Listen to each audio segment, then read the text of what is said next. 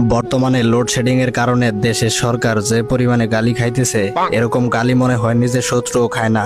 Current যাওয়ার সাথে সাথে সরকারের 14 গোষ্ঠী উদ্ধার করে ছাড়তেছে সাধারণ জনগণ। আবার কারেন্ট যাওয়ার পরপরই বলে ওঠে, এই হাসিনা সরকারই ভালো ছিল, মানে ভালোর তকমা দিয়ে কিছু পাবলিক তাকে ফিরিয়ে আনার একটা চেষ্টা চালাচ্ছে, যাতে হাসিনা সরকার ভারত থেকে আসার সময় কিছু বিদ্যুৎ সাথে করে নিয়ে বাংলাদেশে আসে। আবার শুনলাম 28 তারিখ থেকে নাকি একটু লোডশেডিং কম হবে, কিন্তু কোন মাসের 28 তারিখ সেটা তো বুঝলাম না। আবার অন্যদিকে যারা ওয়াইফাই ইউজার আছে, তারা তো মনে হয় দিন রাত 24 ঘন্টার মধ্যে 23 ঘন্টায় গালাগালি করে, কারণ ওদের প্যাকেজের মেয়াদ শেষের দিকে। আমার তো মনে হয় তারা ঘুমের মধ্যেও গালাগাল দেয়। আবার ফোনে যখন চার্জ 10% থাকে, তখনই সবচেয়ে গুরুত্বপূর্ণ কাজ মনে পড়ে।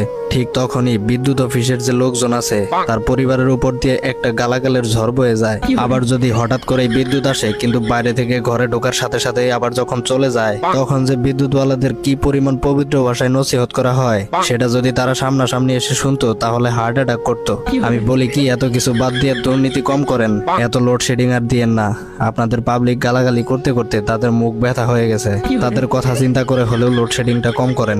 বিদ্যুৎ চলে গেলে আপনি সবার আগে কাকে গালাগাল দেন কমেন্টে বলে যাবেন কিন্তু। আর ভিডিও ভালো লাগলে শেয়ার করে দেবেন।